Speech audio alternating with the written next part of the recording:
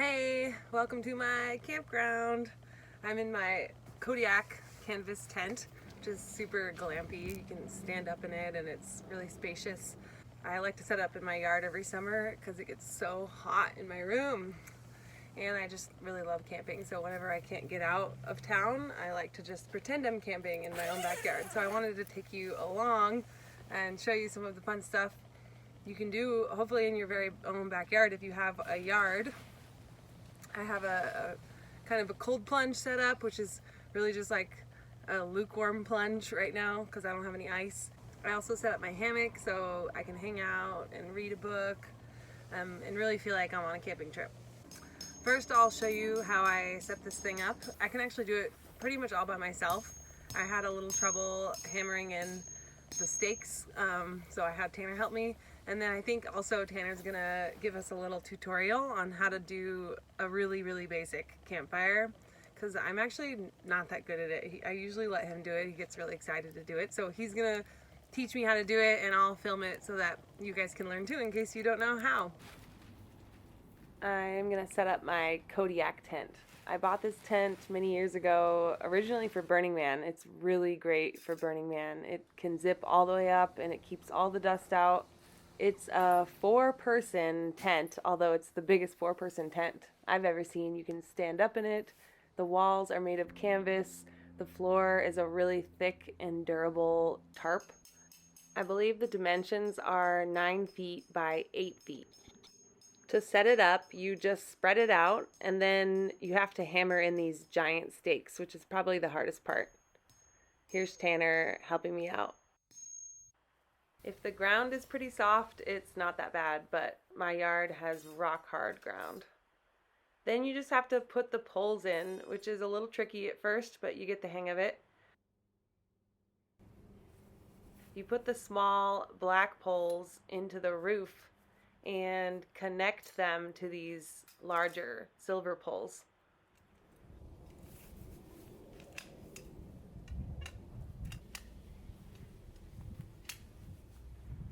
It's important to make sure the black poles go all the way to the center.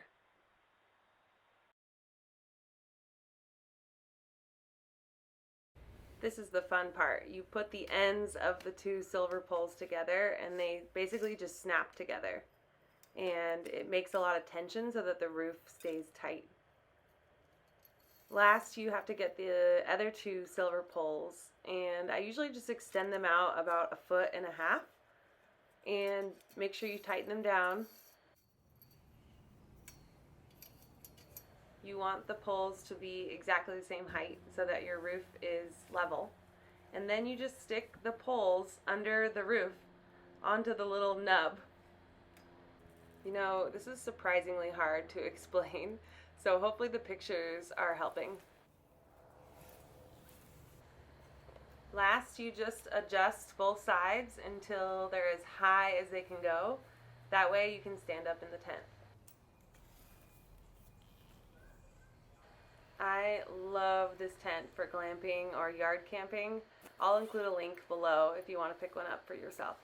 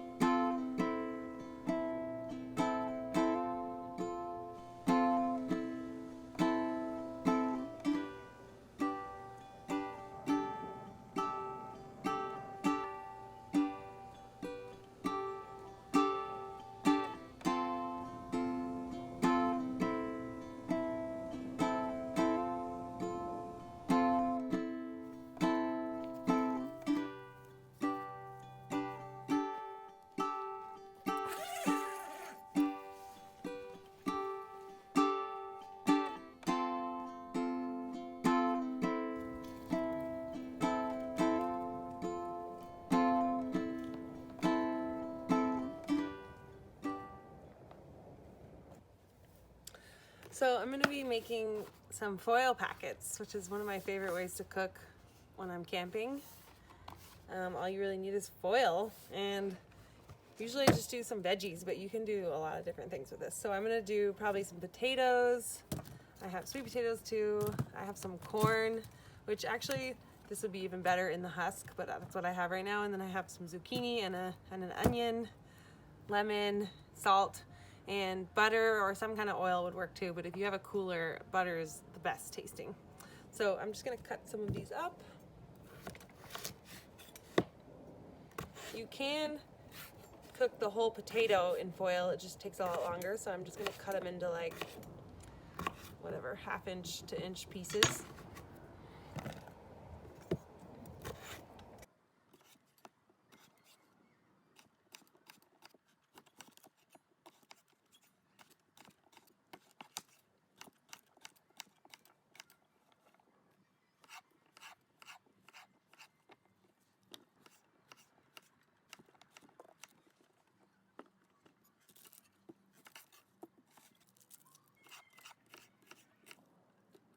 All right, now it's time to make the foil packets. So I start with a piece of foil. Then I like to coat the foil with a little bit of butter or oil. Then you can add your veggies, add your lemon, add your onions, some salt, and a little more butter. And then I like to wrap the packets up so they have a top and a bottom. That way they don't leak and you just always keep them up. It's also really important to at least double the foil. You can even triple the foil if you're worried about it. Then I just do the same thing for the zucchini. Fit as many veggies as you can in each one.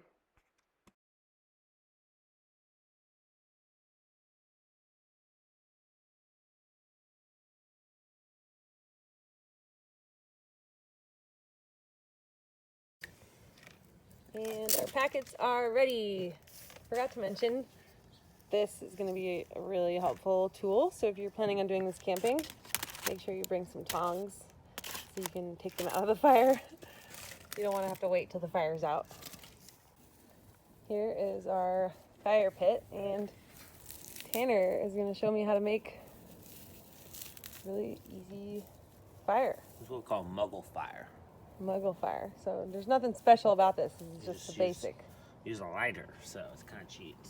Oh yeah, we're gonna use the lighter. But we're making it a little bit harder. We're doing grass instead of paper. It's kind of more natural. Stay tuned for the bow drill. Next video. So luckily our grass is dead. And so if you're camping somewhere with dead grass, go look for some. What can you use instead if you don't have dead grass? Paper. Paper bag. Okay, cool. Brown paper bag. Brown paper bag. Pretty good. Okay, so and we brought some wood. Okay. So you'll need wood for this. So, it's pretty easy. The smallest burnables at the bottom, which is your paper or grass, leaves, dry stuff. There, you want to make smaller pieces.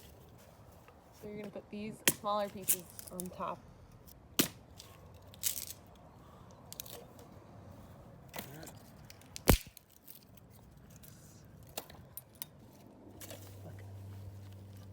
And then we'll split this one, but not as much.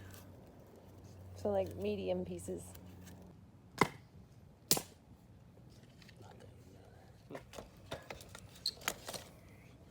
Okay, same rules apply. Small things first in. It's good to remember squares are easy to burn. Metaphor for life. But we're building in a square. Is this a metaphor for life? Yep, so I like to start with a little house. A little log house. It's just, you know, very square and uniform and lined up. Nicely rowed. What we gotta think? Burnable but breathable. How do you know it's breathable? Little spacage. This is gotta come through probably just doing it. It's like cooking a steak, right? There's no real science. You just gotta cook some steak. Yeah, so I was kind of thinking, you know, one little mini square, that's gonna burn first. But after that burns, now starts the next level of burn. So we can already even maybe get this baby ready, because it won't take much. Big boy. Big boy.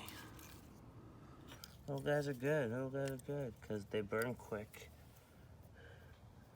So you can get it started. So the idea is you get it started with the little ones, but then you put the bigger ones nearby because they take longer to burn? Yeah, this is an active process. So, voila. Oh, good. Lighter? I think I put it right there. Okay.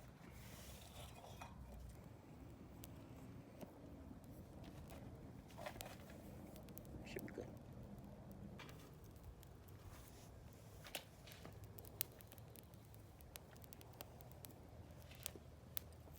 Encouragement.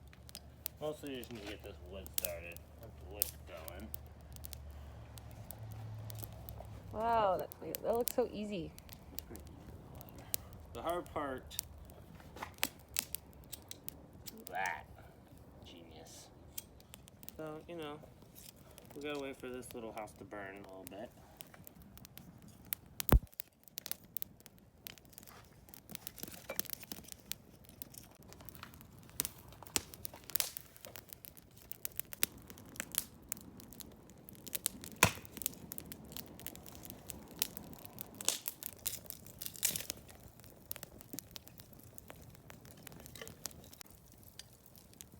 All right, we have coals. It's actually pretty hot. It doesn't even look very big, but it's very hot. So now I'm going to take my packets and kind of just nestle them near. So I put all the packets on the fire. Tanner's going to add more wood because there's a lot of packets on there. Don't want to suffocate the fire. But it's really hot. Like, my phone is getting hot right now. Look at those coals. And I can hear the sizzling.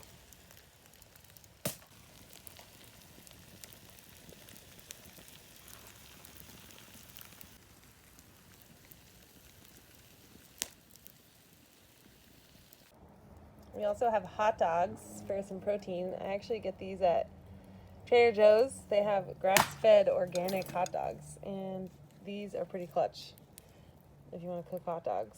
I actually think you can probably do hot dogs in a foil packet too, but this is the better way to go.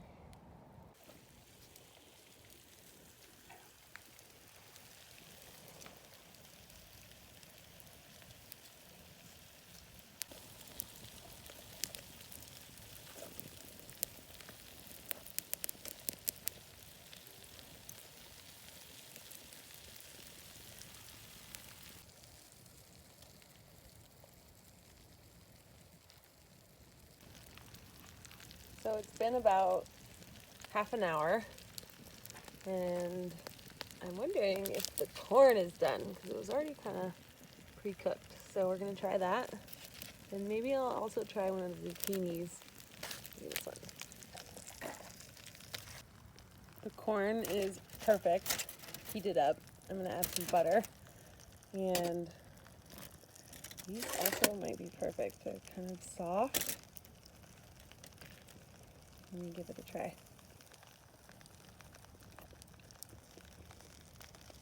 Oh my god. They're actually perfect because they're all the way warmed. They're like a little soft, but they still have a little bit of crunch. Oh my god, with the butter and the onions. So I'm going to take the rest of the zucchini off. I think that since these are just perfectly done, that the potatoes are going to take a little bit longer. This isn't a perfect science, but this took about a half an hour, and the potatoes might take 45 minutes. So we'll come back. It's kind of hot, so blow on it.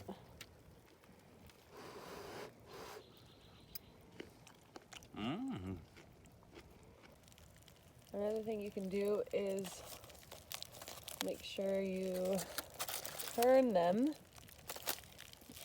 so they get more evenly cooked. Okay, I think I'm going to test one of the potatoes. So first, let it sit outside the fire till it cools off. It's kind of a little bit cooler now.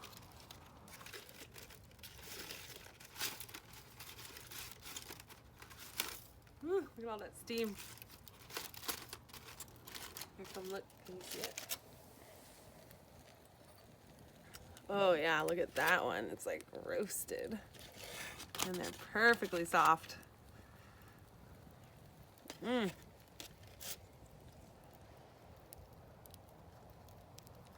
Woo! They're hot. Mmm. They're so good though. Wow, that worked really well. So that was like about 45 minutes. This turned out so good. Some of them even have a little crispiness to them. Potato is cooked perfectly. You can always add a little more butter or salt. It's not really a recipe as much as just you just wing it, and you just have to keep checking on them while they're in the fire to see if they're done. This time it turned out perfect.